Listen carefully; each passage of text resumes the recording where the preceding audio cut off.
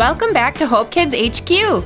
Today we are learning about David sparing Saul. Oh boy, I can't wait! Roll the clip!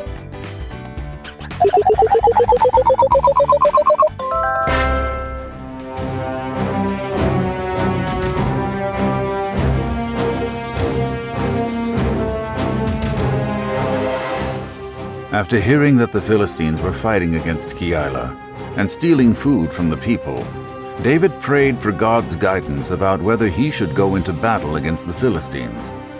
The Lord told David, "Go, attack the Philistines and save Keilah." But David's men were afraid of the Philistines, so again David asked the Lord what to do. The Lord answered him, "Go down to Keilah, for I am going to give the Philistines into your hand." So David and his men went to Keilah, fought the Philistines, and carried off their livestock. He inflicted heavy losses on the Philistines and saved the people of Keilah.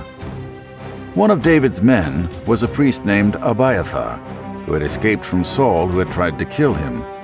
When Abiathar left, he brought with him a special item of clothing priests wore called an ephod. When Saul heard that David had gone to Keilah, a city surrounded by gates and bars, he thought that he had gained the upper hand. "God has delivered him into my hands," Saul said. Saul called up all his forces to battle David and his men.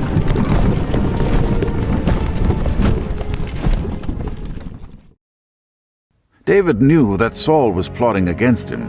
He said to Abiathar the priest, "Bring the ephod." David prayed for wisdom, asking, "Lord, will Saul come down, as your servant has heard? Will the people of Keilah surrender me and my men to Saul?"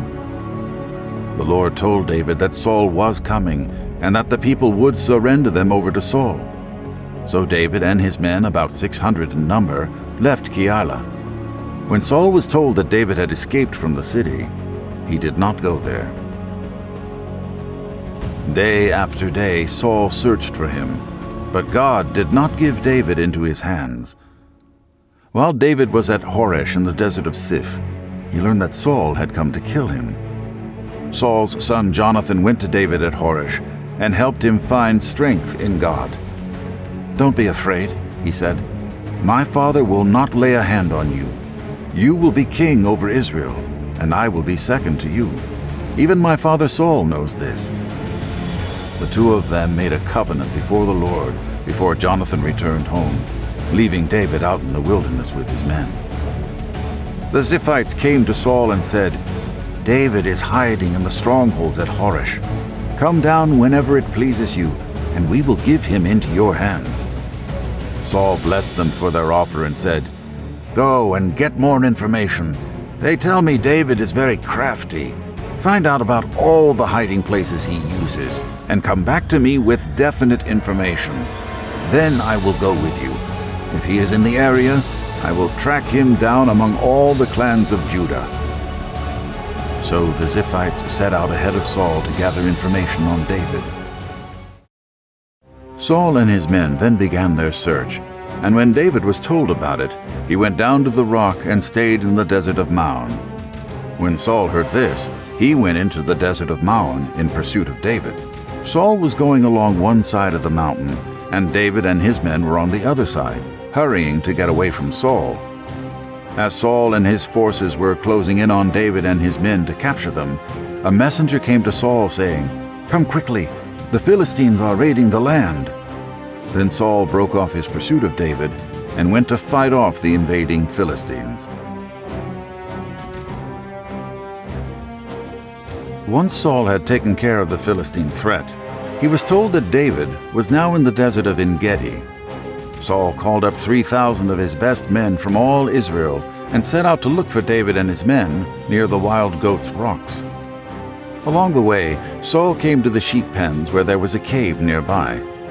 Saul went into the cave, not knowing that David and his men were far back in the cave. The men said, "This is the day the Lord spoke of when he said to you, 'I will give your enemy into your hands for you to deal with as you wish.'" Then David crept up unnoticed and cut off a corner of Saul's robe. Afterward, feeling guilty for having cut off a corner of Saul's robe, David forbid his men to attack Saul. Saul left the cave and went on his way unharmed. Then David went out of the cave and called out to Saul, "My lord the king!" When Saul looked behind him, David bowed down and put his face to the ground. He said to Saul, "Why do you listen when men say, 'David is bent on harming you'? Even though the Lord delivered you to my hands, and some of my men told me to kill you, I spared your life."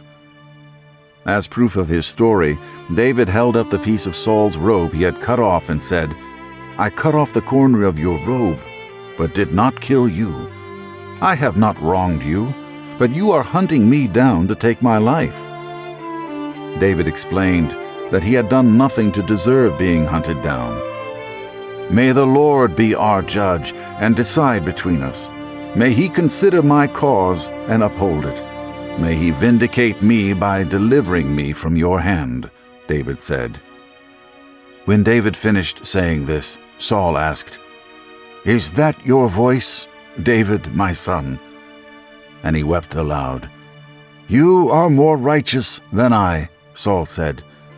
"May the Lord reward you well for the way you treated me today. I know that you will be king, and that the kingdom of Israel will be established in your hands." Saul asked David to swear not to kill off his family when he took the throne, and David agreed. I can't wait for the volleyball tournament later. Yeah, me either. Well, good luck to the both of you. You'll need it. I can't believe we both made it to the finals. You're going down.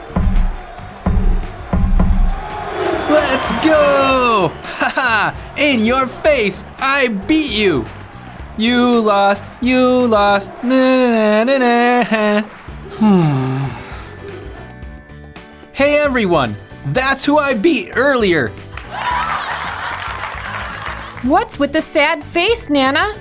Coco beat me in volleyball and is mocking me about it. I'm so mad at him. I am gonna get revenge. Nana, I don't think that's a good idea. I'll fill his locker with shaving cream. I'll steal his lunch money. Nana, calm down. Remember the video? Revenge is never the best option. Let God take care of it. Okay, if you say so. Nana, did you hear the news? Coco was caught drinking Zoom Zoom juice before the game. Now you're the winner. Let's go!